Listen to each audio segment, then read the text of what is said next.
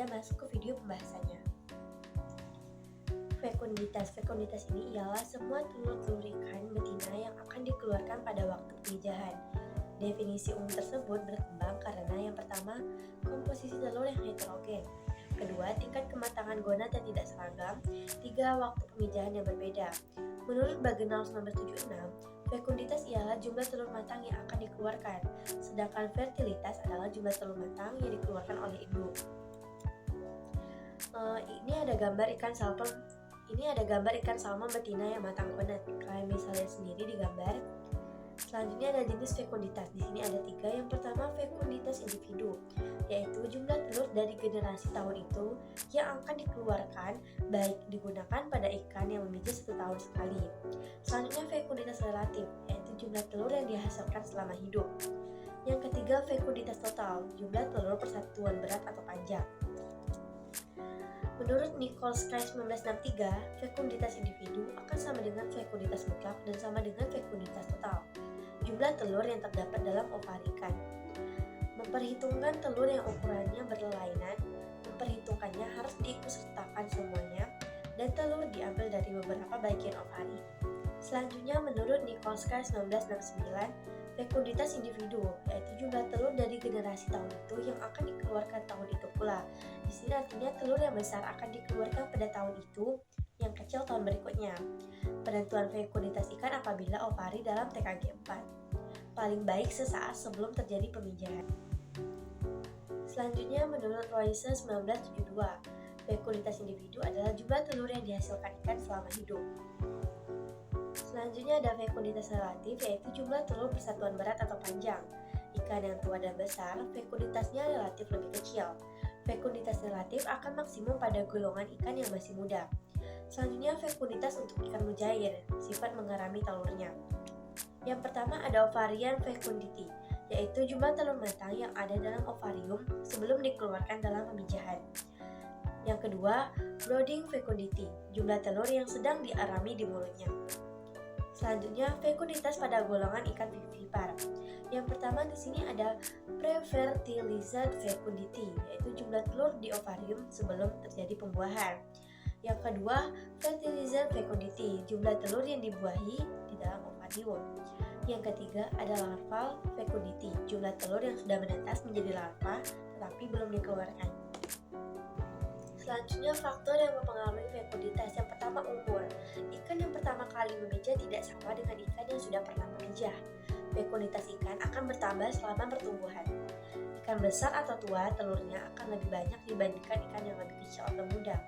Korelasi ini ada batasnya, akan ada penurunan jumlah telur walaupun ikan ini bertambah besar atau tua. Yang kedua, keturunan. Keturunan yang berbeda mempunyai sifat fekunditas yang berbeda pula. Demikian juga ukuran besar telurnya. Homogenitas populasi atau keturunan dapat diketahui dengan fekunditas. Heterogenitas dipengaruhi lingkungannya. Selanjutnya, panjang dan berat. Sering dihubungkan dengan panjang daripada dengan berat. Karena panjang penyusutan relatif kecil sekali, tidak seperti berat yang dapat berkurang dengan mudah. Contoh, ikan salmon dan ikan sidat. Mereka berpuasa atau tidak mengambil makanan sampai pada tempat pemijahan. Selanjutnya, lingkungan. Kurang subur produksinya rendah. Pada kondisi lingkungan baik, telur dikeluarkan lebih banyak. Stres terjadi reabsorpsi telur. Stabilitas ketinggian air mempengaruhi fekunditas juga. Pengurangan kepadatan fekunditas meningkat atau ketersediaan nutrisi dan space. Kaidah utama fekunditas. Sampai umur tertentu, fekunditas akan bertambah kemudian menurun dan stabil. 2. Fekunditas relatif maksimum pada ikan muda. Ikan tua kadang-kadang tidak memijah setiap tahun. Ketiga, ikan yang matang gonad dan memijah lebih cepat memiliki tendensi mati terlebih dahulu. Keempat, fekunditas relatif menjadi kecil pada ikan atau kelas umur yang jumlahnya banyak. Terjadi pada ikan dengan jenis makanan yang berbeda pada tiap kelas. Kelima, faktor penting yang berpengaruh pada fekunditas adalah makanan, berhubungan dengan metabolisme. 6. Ikan kecil dengan kematangan gonad cepat dan fekunditas tinggi diduga terkait kandungan makanan dan predator dalam jumlah besar. 7. Fekunditas populasi untuk jenis yang sama dapat berbeda terkait kondisi lingkungan. Kedelapan, fekunditas merespon perubahan persediaan makanan, pertumbuhan, atau penyesuaian. Kesembilan, kualitas telur, kuning telur, terkait umur dan persediaan makanan sehingga dapat berbeda antar populasi. Selanjutnya ada hubungan fekunditas dengan beberapa parameter. Fekunditas dengan panjang sering dihubungkan dengan panjang daripada berat karena panjang relatif penyusutannya sangat kecil sekali, tidak seperti berat yang dapat berkurang dengan mudah. Sampling yang berulang harus berhati-hati waktu gonad sedang tumbuh. Hubungan fekunditas mutlak dengan panjang ikan dapat dinyatakan dengan rumus F sama dengan A L kuadrat B. Keterangannya F di sini fekunditas, L ini panjang ikan, A dan B di sini sebagai konstanta. Persamaan ditransformasikan ke logaritma. Log F akan sama dengan log A ditambah log B dikali L.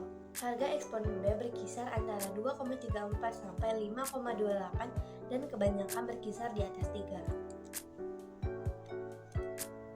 Selanjutnya fekunditas dengan berat. Karena berat lebih mendekat kondisi ikan itu daripada panjang, terdapat beberapa kendala. Yang pertama, berat cepat berubah pada musim pemijahan. Yang ketiga, material untuk pembuat gonad diambil dari jaringan somatik. Hubungan fekunditas dengan berat dapat dinyatakan dengan rumus F akan sama dengan A ditambah B dikali W. F di sini fekunditas, W berat ikan, A dan B di sini sebagai konstanta.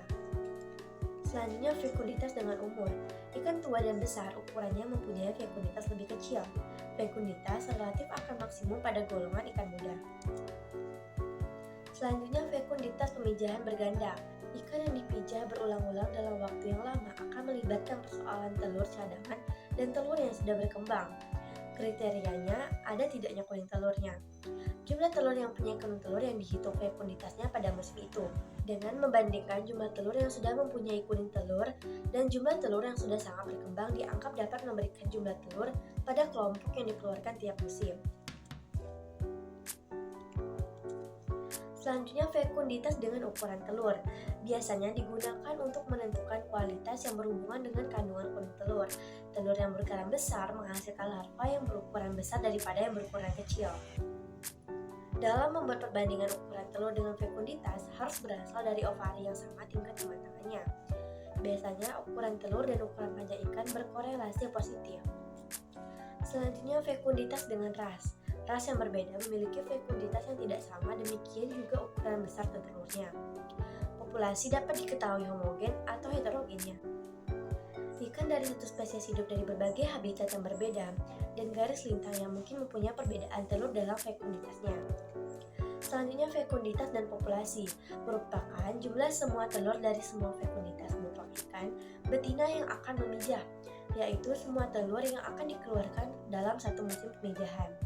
Jika diketahui struktur umum dari populasi tersebut dan jumlah masing-masing anggotanya diketahui, maka fekunditas populasi dapat diketahui. Pada tiap tahun, fekunditas populasi tidak sama sebab variasi ini berhubungan dengan komposisi umur, faktor lingkungan, yang meliputi persediaan makanan, kepadatan populasi, suhu perairan, DO, dan lain-lain. Ikan-ikan yang hidup di perairan kurang subur produksi telurnya rendah. Apabila satu populasi dalam beberapa tahun jumlahnya menjadi sangat berkurang akibat penangkapan, hal ini akan memperbaiki persediaan makanan untuk populasi sisa. Ternyata dari populasi sisa tadi, fekunditasnya semakin bertambah, sedangkan ketika populasi tadi masih lengkap atau jumlahnya besar, fekunditasnya kecil. Selanjutnya fekunditas dalam aquaculture. Jumlah telur yang dihasilkan oleh ikan pada waktu pemijahan alami atau buatan, kegunaannya terutama dalam persiapan fasilitas budidaya ikan untuk keperluan selanjutnya.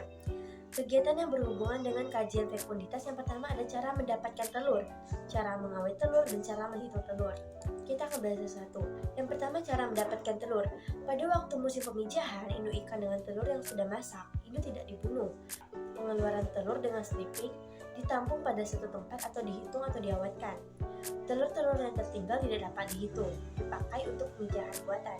Mengambil telur dari induk ikan dengan mengangkat seluruh gonad dari dalam perut ikan atau segar atau awetan digunakan untuk ikan yang sudah mati. Langsung mengawet ikan, contoh ke dalam es. Selanjutnya cara mengawetkan telur, umumnya dilakukan di lab. Telur yang digunakan harus sudah diawetkan, utuh atau telurnya saja. Bahan yang digunakan yang pertama adalah larutan formalin, umumnya yang berkisaran 10%. Selanjutnya larutan Gilson, ini berfungsi untuk mengeraskan telur melepaskan jaringan ovarium. Selanjutnya ada pendinginan untuk telur dalam keadaan segar. Selanjutnya cara menghitung telur. Yang pertama ada menjumlah langsung. Metode menghitung telur yang akan dipijakan satu persatu. Cukup akurat bagi ikan air tawar yang telurnya sedikit dan ukurannya besar. Tidak efisien karena menggunakan waktu. Selanjutnya ada volumetrik. Metode mengukur volume seluruh telur yang dipijakan dengan teknik pemindahan air. Metode mengukur volume seluruh telur yang dipindahkan dengan teknik perpindahan air. Gonat kering angin diukur volumenya lalu dikering anginkan lagi. Kemudian diukur sebagian kecil telur, ukur volumenya. Jumlah telur akan dihitung menggunakan X besar dibagi X kecil akan sama dengan V besar dibagi V kecil. X besar di sini melambangkan jumlah telur yang akan dicari. Lalu X kecil ini jumlah telur contoh. V besar di sini volume seluruh gonat. Sedangkan V kecil melambangkan volume gonat contoh. Selanjutnya ada gravimetrik, metode yang sama dengan volumetrik, hanya isi diganti dengan berat. Berat tiap-tiap telur sama. Hilangkan pengaruh kelembapan, seluruh gonat harus benar-benar kering udara. Jumlah telur dihitung dengan rumus X besar dibagi X kecil akan sama dengan G besar dibagi G kecil. Selanjutnya menghitung dengan gabungan gravimetrik, volumetrik, dan hitung. Metode yang digunakan apabila butirnya sangat kecil. Setelah gonat ditimbang lalu ambil telur dari berbagai tempat, kemudian timbang sehingga mencapai ukuran tertentu. Berat telur contoh diencerkan. Contohnya di sini adalah 100 cc. Hitung jumlah telur dan 1 cc cairan. Fekunditas dihitung dengan rumus F akan sama dengan G dikali V dikali X dibagi Q. Keterangan di sini F ini fekunditas, G berat gonat total, V volume, X jumlah telur yang ada dalam 1 mili atau cc tadi. Q di sini melambangkan berat telur contoh dalam satuan gram. Nah, cukup sekian dulu presentasi saya kali ini mengenai fekunditas. Bila ada kata saya yang salah, mohon dimaafkan. Sekian dari saya. Wassalamualaikum warahmatullahi wabarakatuh. Sampai jumpa di video saya selanjutnya.